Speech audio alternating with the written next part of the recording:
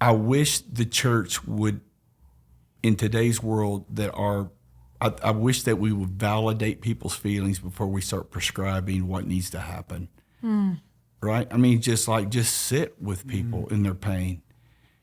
Let's quit over spiritualizing having the answers and understand there are some things that for there to be faith, you don't have an answer. Yeah. And I'm not going to check my brain at the door. I've given my life to teaching theology, but theology is I have a God that is bigger than I can understand. And so I'm just sorry. I'm sorry that you hurt. I'm sorry when you lose a child. Yeah. I'm like, bad things happen, and I have no answer for why it happens, but I'll sit with you till you quit hurting. Welcome to the Purpose Podcast. My name is Rachel, and I'm here with my husband, Zach, and our special guest today. And we really do believe that God has destined you for a purpose, and that is to be in relationship with Him and to win your world. So wherever you're listening to this podcast today, it is going to be so good, and awesome. You're going to want to share it. So any platform that you can find a podcast, you can find the Purpose Podcast. So make sure you comment questions that you have or any type of revelation that you receive during our time today, and share this with someone you think this would be helpful for. That's right. And we are here with one of our amazing friends, Toby Slough, who's not just our personal friend, but also a friend of Faith Promise. And he's not going to like us talking good about him, but we'll do that. But Toby really, from our best understanding, is really probably the resident expert in the kingdom right now, really speaking for and being a champion around mental wellness. And so we're taking some time just to talk about that. And we're going to take 2 episodes really talking about mental wellness and really getting more familiar with it. But Toby, just so make sure you know, this is the Purpose Podcast, and we know you believe that everybody's purpose, first of all, we've been given one, but the one that we all share is to win our world, win our world to Jesus by knowing what is next in our walk with God and who is next for us to impact for the world. But not everybody has the privilege of knowing you yet like we do. So will you tell us a little bit about yourself, a little bit about your story and family? Yeah, my wife, Micah, who's sitting outside of camera shot as she normally does, I've been married 38 years. It's weird that she's so much prettier than you are. That's not a high bar right there. She has hair, so she takes one step quickly. We've been married 38 years, and awesome. I have 2 kids that are both married, have, most importantly, 5 grandchildren that we enjoy this season of life. I pastored local churches for 35 years. Stepped out of my role as lead pastor about a year and a half ago, and we launched a ministry called Go Be Ministries that's all about giving tools to families and individuals so they can connect to God's power in the middle of these issues. Right. So everybody, I would say that most people want to have an impact on the world, right? And there's fun things you could pick. There's fitness influencers out there. There's food bloggers out there. So like you could pick these really fun things. The one that you've picked doesn't seem as fun. So could you tell us about how your journey to how God made you a champion for mental wellness? Yeah, as you talk about everyone having a purpose, I don't really think you get to pick your purpose. I think your purpose picks you. Yeah. And 27 years ago, I was diagnosed with an anxiety and panic disorder, which is always interesting to talk about because even your generation, it's hard to think about a time that we weren't talking about mental health, right? Yeah. But back then, nobody talked about it. And so I started a journey of discovery of really understanding that I knew that I was called to win my world, but I felt like I was losing. Yeah. And understanding what freedom really was.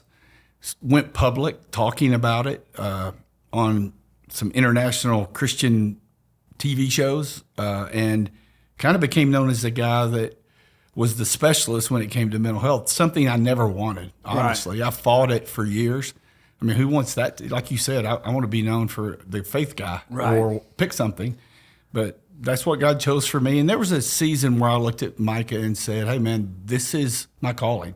This is what God has given me, and this is the way that I can win people to Jesus, and always have had an evangelistic heart. I was much better evangelist than a pastor is what I've always felt. Yeah. And having no idea that a pandemic would hit and that this would become, as I told, the staff here today, this is the Chicago fire of our generation. Yeah.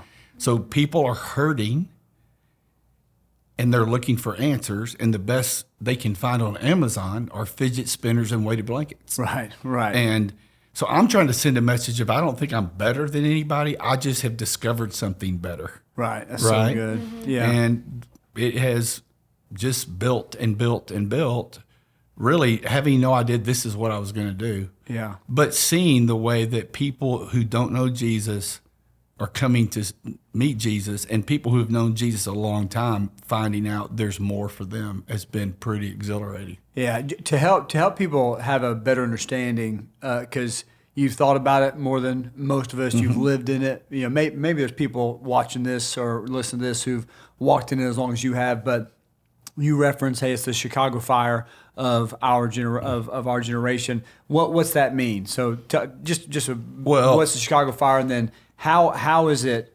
You know what I'm saying? I don't want the severity of what you're saying it is to be lost on anybody. Yeah, pre-pandemic, I'll give you some stats and then I'll give you some anecdotes. Pre-pandemic, 32% of children between the ages of 8 and 18 were showing some signs of anxiety, panic, or generally feeling overwhelmed by life, symptomatically. It rose to 60% after the pandemic, and it's risen 15% since it rose 60%. Wow. The American Medical Association 2 months ago came out with a report saying that for the first time in the history of America, adolescents, teenagers, there are more reports of mental health issues than physical health issues. Wow. Hey, Rachel, 500 high school kids a day in this country are being admitted to a hospital, not visiting, admitted for mental health issues. So those are stats, those are numbers. And then, I was asked to speak to a group of pastors in Mumbai, India, and I thought it was going to be a little network. I knew about 30 pastors, and they called and said, hey, others are asking to come. And I had over 300 pastors on a 2.5-hour call saying, our kids, our adults, they're all struggling with this. We don't know what to do. Yeah. So we think sometimes pretty narrow of the, not the world, but our world. And it's not an American problem. We've launched in Latin America. We launched in Spanish in Costa Rica about 6 or 8 months ago. Yeah. And the people that just were coming out of the woodwork that are looking for answers. This is a world issue that we're going to have to tackle at some point. Yeah. So you feel like we're seeing it around the world. It's not just a North America issue. No, it's not. It doesn't matter race. It doesn't matter gender. It doesn't matter financial state. It is no respecter of persons. Here's what happened, Zach. So you have a pandemic that we've never been through before. Everybody is uncertain. You guys were uncertain. Micah and I were uncertain. And so we're talking about it, but we're not in the healthiest of places. It's just we're living in uncertainty. And all of a sudden we have kids that are uncertain, but we're not noticing that our kids are as uncertain as they are because we're uncertain. Yeah. Right? Everyone's kind of in coping mechanism. I have a grandson. He went to kindergarten, gets on our first grade, got on the bus. His mom wanted him to show tell me about the kids in your class. He said, I don't know. They're all wearing masks. He was told every day when he went on the bus, don't touch that kid, stay this far away, all the things they had to do so nobody would die. So you tell me, what does that do to a first grader who's at that area developed? It's like it's a perfect storm. It's just this soup of uncertainty and angst, and that I think that's why it's happening the way it's happening is we haven't recovered from it. We're a nation, talking about our nation, of PTSD right now. Yeah.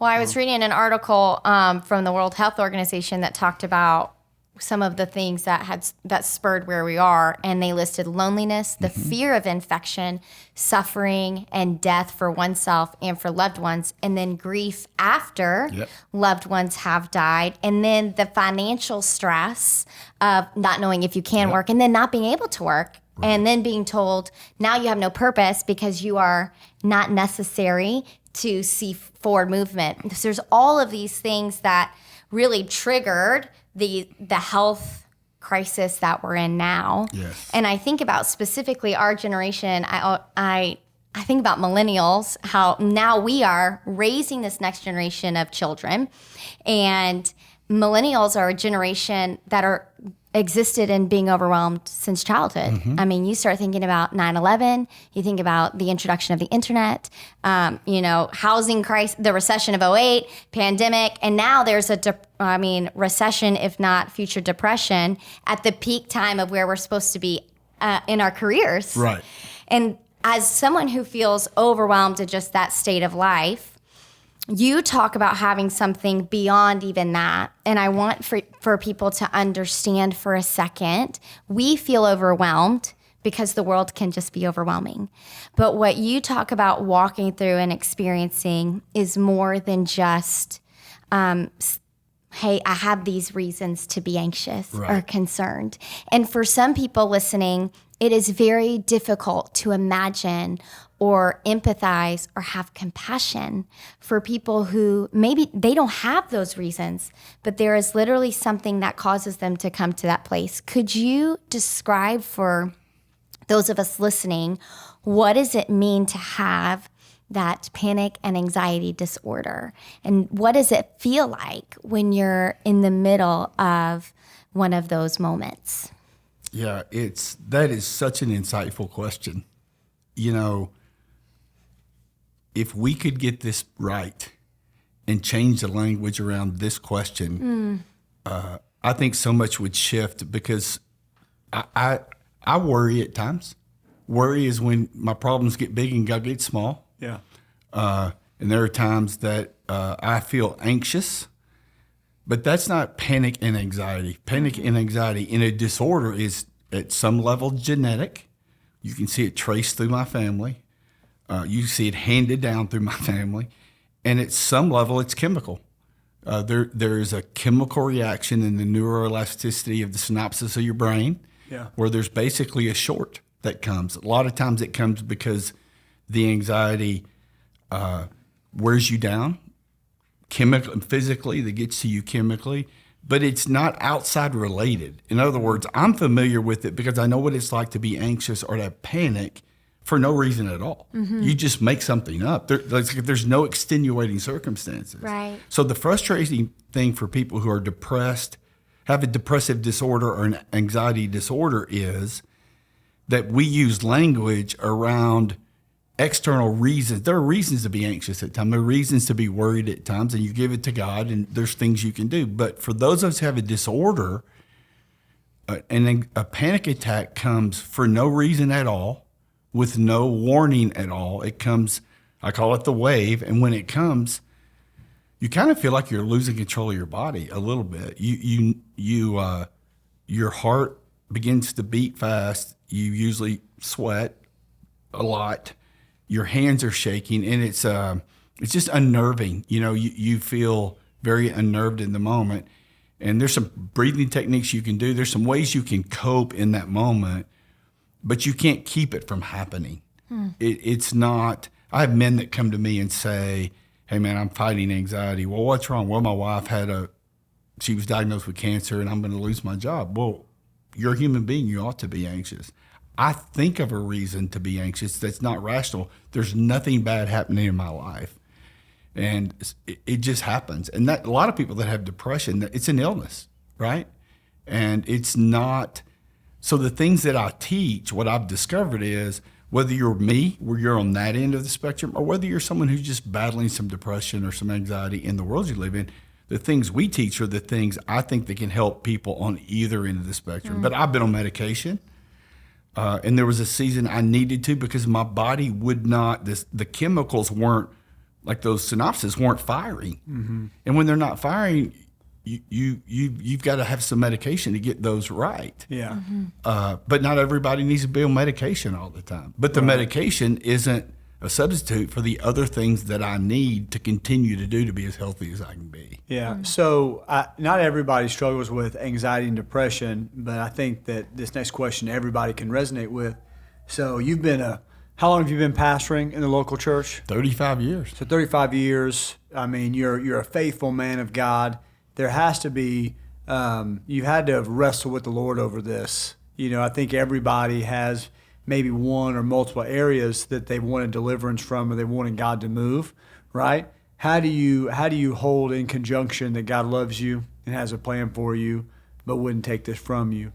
I know that goes, maybe I've heard you talk about your life first. Maybe that's where you want to go from that. But even people who are listening, and which we'll talk about this too, who maybe they don't struggle with this, but there's people in their lives and how. But before that, just something for everybody. What do you do whenever there's this thing you want God to move in so desperately? Now, a lot of people lose their faith over it, but you haven't. So what's your outlook on the Lord with that, with this, for a lack of a better term, this burden still in your life? Yeah, it's easier to talk about now than it was then, right? Then I went through a crisis of faith. It's like, well, if God's not going to do this now, if he's not real in this instant, where else was he real? And I wrestled with my faith, which, by the way, I think everybody deconstructs. The problem is a lot of deconstruction is stop at deconstructing and never begin to reconstruct. That's good, yeah. And so I had to deconstruct some things that I had always believed. Yeah. I didn't really go after the power and the Spirit of God aspect of my faith until, I was out of options. And I thought there's got to be more than That's to big what. right there. Yeah. Because it would be worth it. The struggle would be worth it if it pushed you into pursuing God's power. Right. Whereas if before you wouldn't have had a reason to, Yeah, I grew up hearing this. The Holy Spirit is found, he only works through the Word. You just need to read the Bible more. That's basically what I was told. Which, as you know me, you guys know me, like being an emotive guy, that never sat well with me. And I'm like, well, why is it what happened in the Bible happening today? Right. Yeah. And so I told my wife, this sounds so ridiculous, but it was like, I'm going to go figure out the Holy Spirit. And so I just started going to every conference that had the word blood or, in it, victory, fire. And Water, oil. yeah, and I'm kind of a Holy Spirit rubbernecker. If it's weird, I want to see it. It's like, let's have a rodeo, man. I'm in. It didn't scare me. You and Rachel. I loved it. And so I I went love the Holy all over the Spirit. place. But in the middle of that,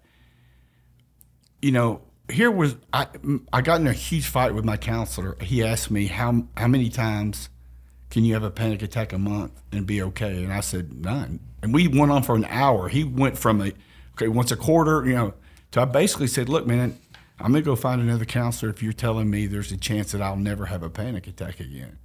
And he said, well, your pride issue is bigger than your panic issue.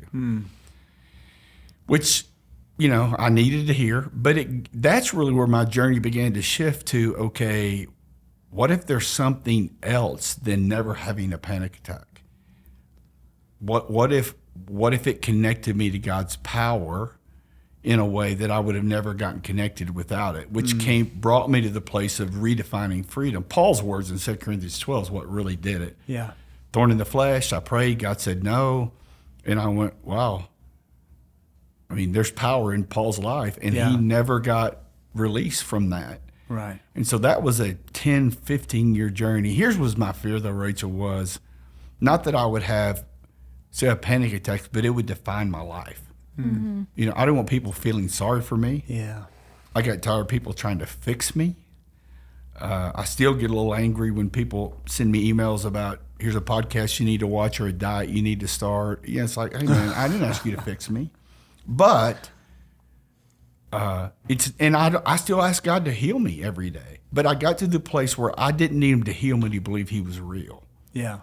And so I ask him to lift that off of me on a regular basis, especially when it's tough.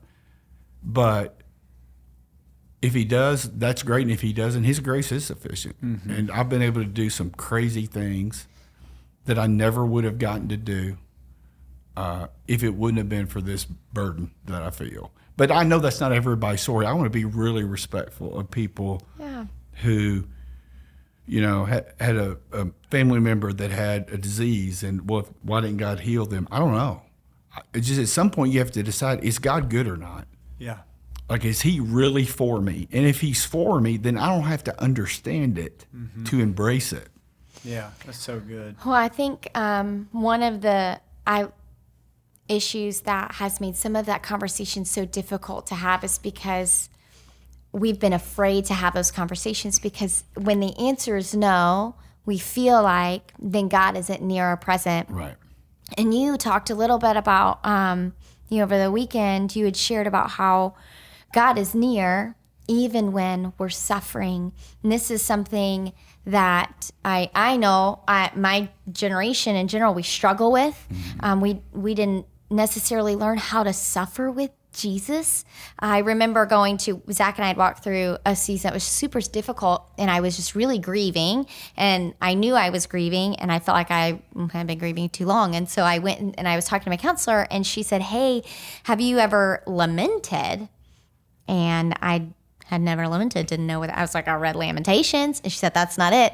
And it's basically just like writing down with God, but saying, "Hey, here's my struggle.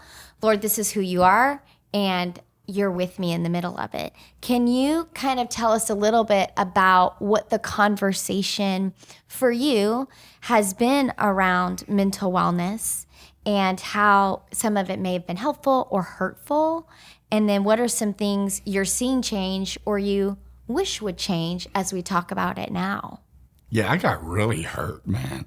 Like, people I love hurt me. Well-intentioned people. Yeah.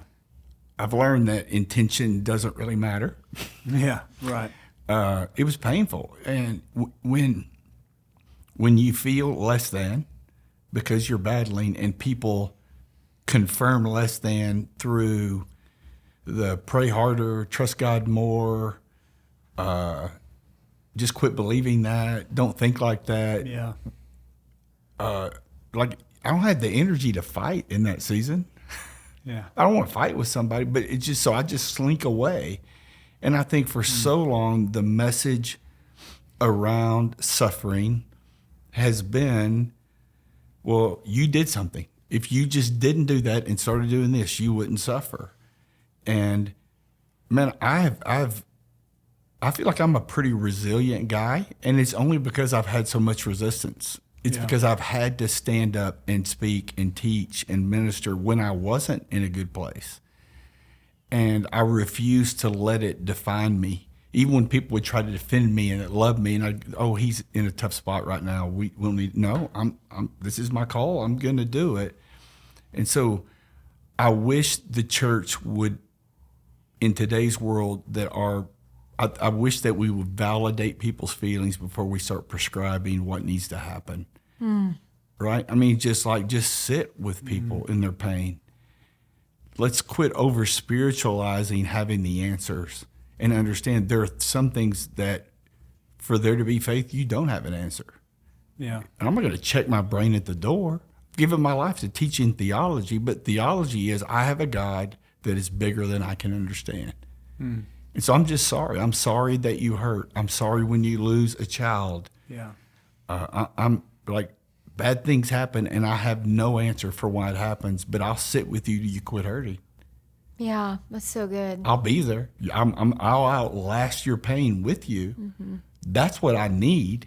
I don't need 4 verses on how to not feel this way anymore. Well, we resist discomfort so much.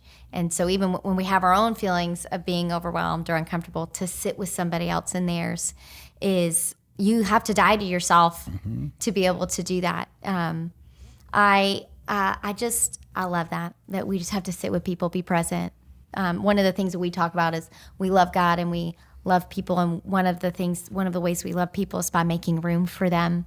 And when you make room for someone, we don't just make room for their physical person. Like, we're not just going to make a seat for them. We're not going to make a place for them to just do things, but we're going to make room for them to walk through whatever they're walking through and wrestling with in the moment. But that requires us to walk in our own security. Yes. And lay ourselves down to make room for someone else.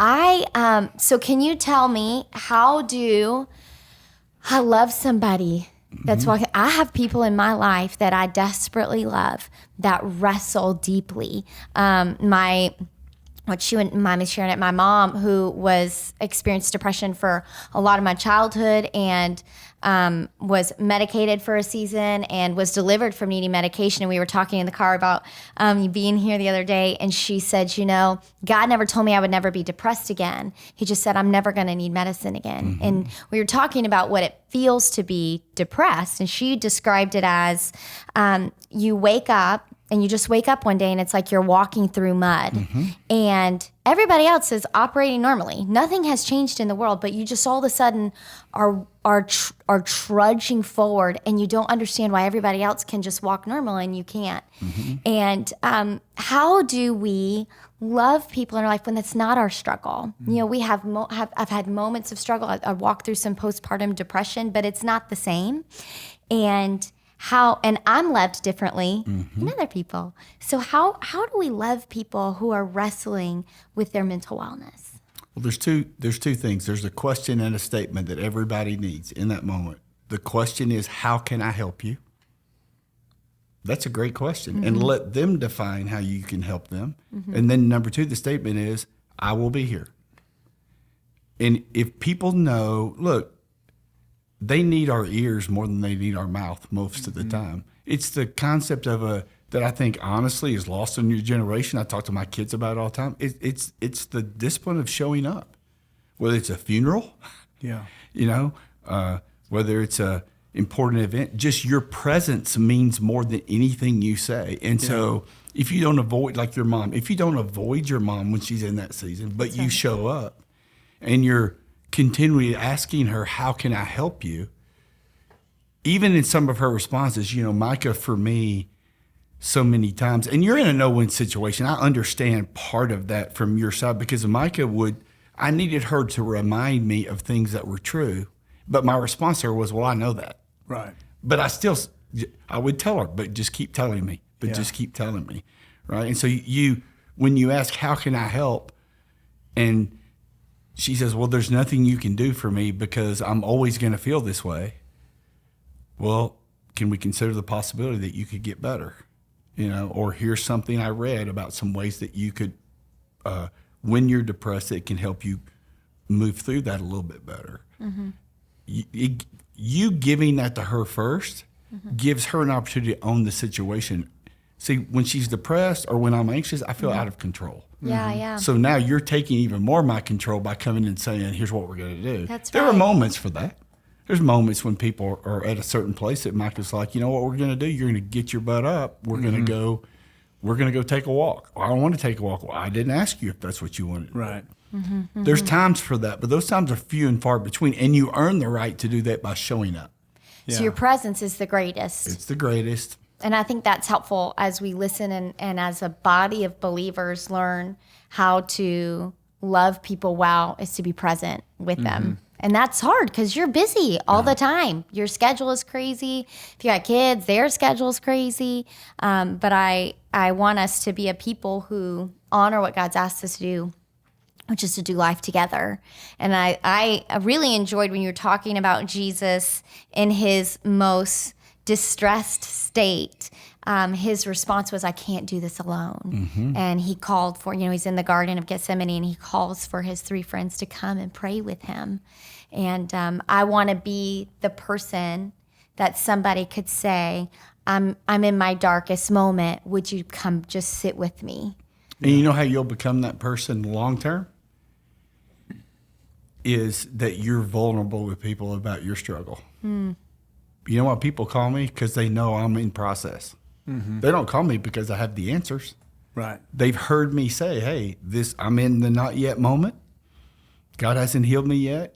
I told our staff here today at Faith Promise, hey, man, a couple of weeks ago I had a panic attack. Mm-hmm. Had 2 young ones come talk to me. It wasn't because I had the answers, because that opens a door for your presence when you're willing to say, this is me too. This is a battle for me as well. And one of the ways I know whether I'm being appropriately vulnerable with people is, well, do they ask me?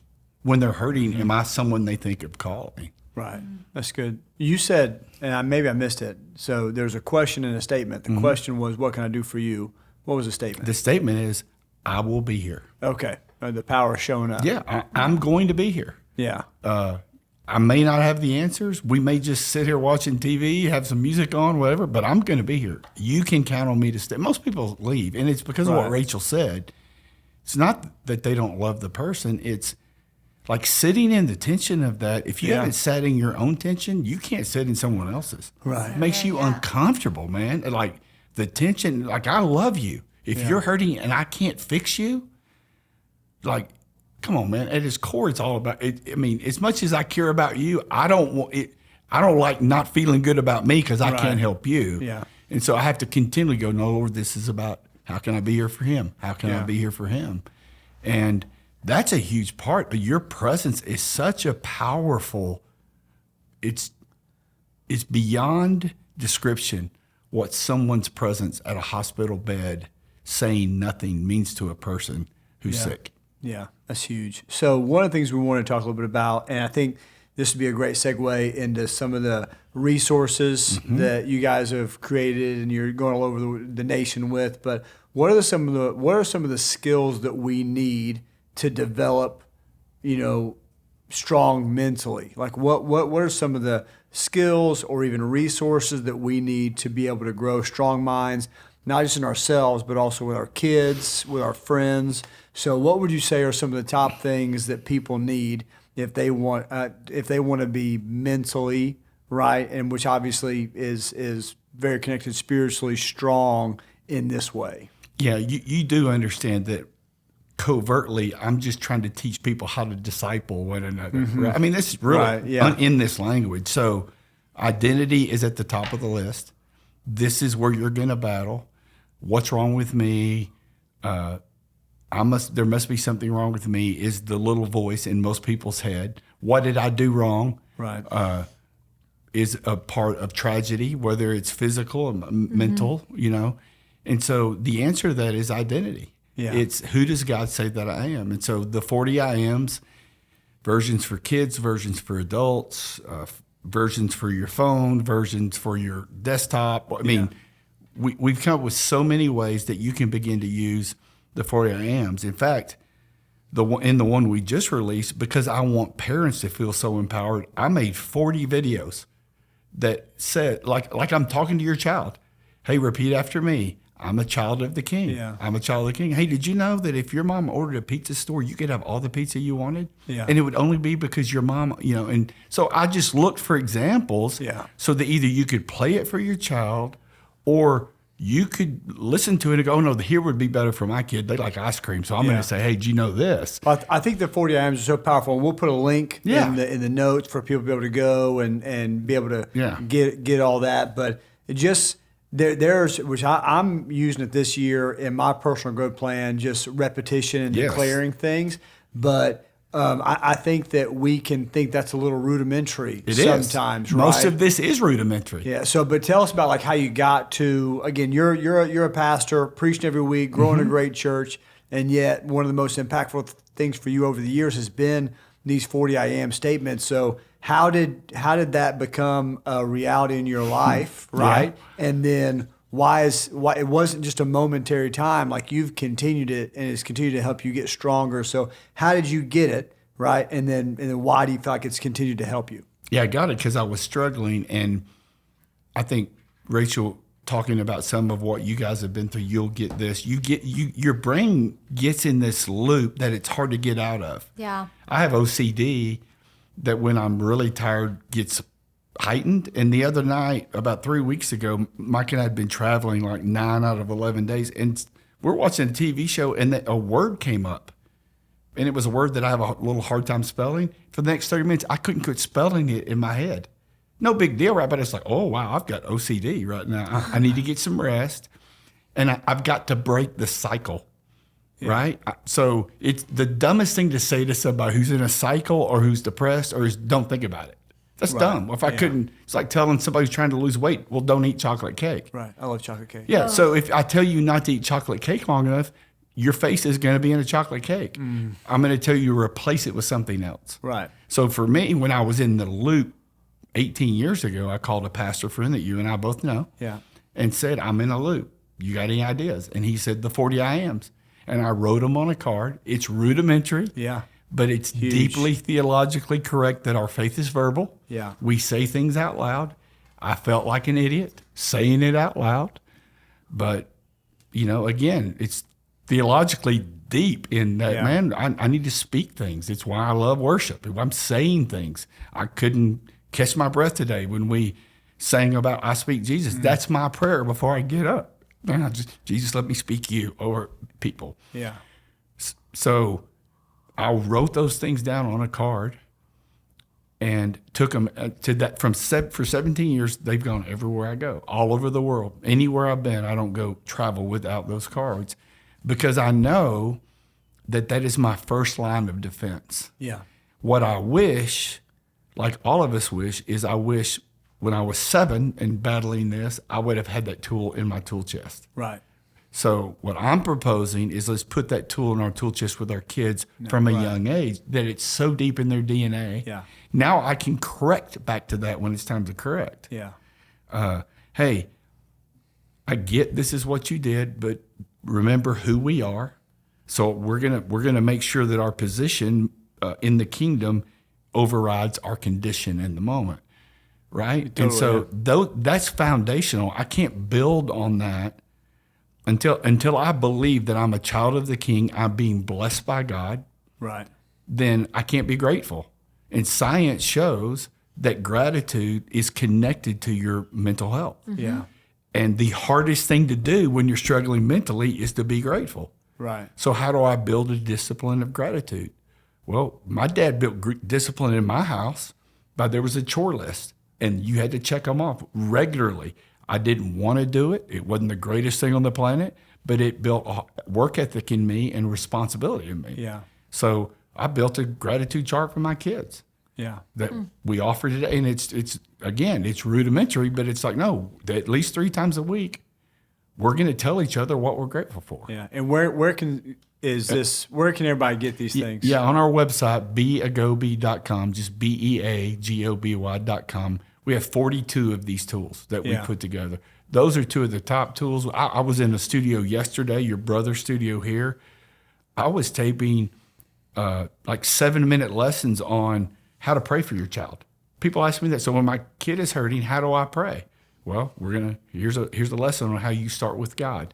Here's 15 verses to pick the attributes of God, because you want to start with God, not with you. Yeah. We start with us and move to God. No, we start with God and move to you. So good. Right?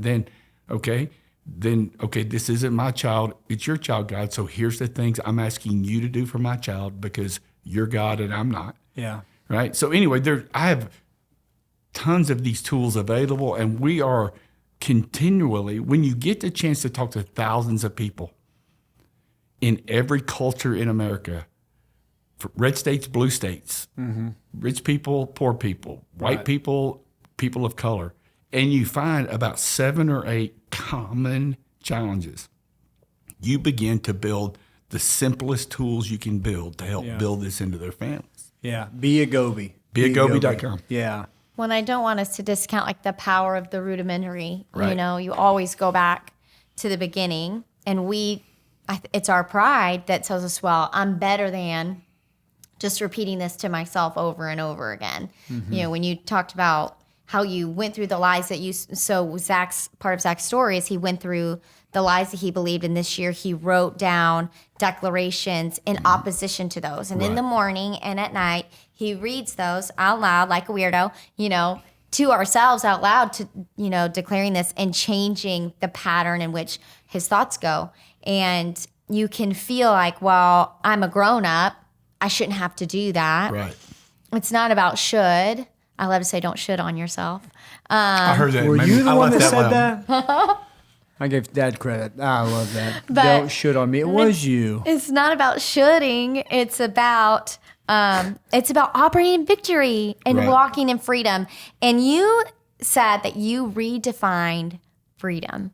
Would you just tell us really quick what was your definition of freedom before, and what is it now? Yeah, freedom for me was the absence of things. Oh, I was sick, but now I'm well. I had anxiety, but now I never have any anxiety. that my definition of freedom was the absence of things. Yeah. That I was in a prison and God took me out of that prison physically. And then, Corrie ten Boom is one of the people that you read about. She was one of the, her freedom was found in a prison cell, not outside of a prison cell. Right. And then you start reading again about Paul, and I moved from the possibility of finding freedom in spite of the issue in my life.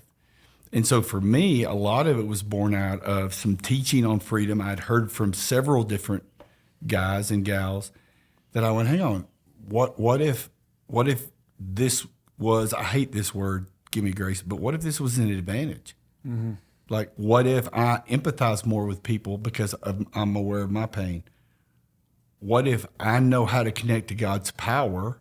See, you talk about someone not, why would I keep doing that? I do it because I know what it's like when I don't do it, right? And so freedom is not the absence of something. Freedom is the presence of someone in the middle of what I have. It's an unfair advantage to the concept of either, well, if you trusted God, you wouldn't get sick. Or if you really loved God, then you wouldn't have this issue. No, I love God. And and one of the ways I know I love God is he gives me power in spite of that issue in my life. Yeah. Some of the greatest messages, in my opinion, the Lord ever gave me to speak were in some of my darkest moments. Yeah. I love the statement. I've heard you say a bunch. It's one of the ones that's going to be the most impactful for me. And then we'll leave you guys with this. And then our next conversation is just as powerful we want to have. But you've said a bunch that freedom or power or, all that like this, it's not the absence of something, but it's the presence of someone. In the middle of something. Yeah. That's where you sense his presence, is in the middle of it. Yeah. Yeah. And it would make whatever that thing is you're going through worth it. Again, it maybe doesn't feel like that in the moment, but, being able to be in his presence and sensing that reality of God, that he can be when we lost those babies, there was nothing that anybody could be to us. Right. Except for, God and the hope of eternity, that in a place where nothing can ever be okay. Nothing could ever make it okay. In anxiety, like when you're having a panic attack, all those things, like it doesn't matter how right what somebody said is, there's nothing naturally that can be done. It's only a supernatural, that's the only place we can find peace. Yep. And so this is huge. And again, our next conversation is going to be just as powerful, but we just want to encourage you. No matter where you are or whoever's in your life, we know that God has given you something in these last couple minutes for you to step into your purpose, but not just you, but to help other people step into their purpose so that you and they can win their world. And so we love you so much. We're excited about what God's going to do in and through you with this transformative conversation, and we'll see you next week.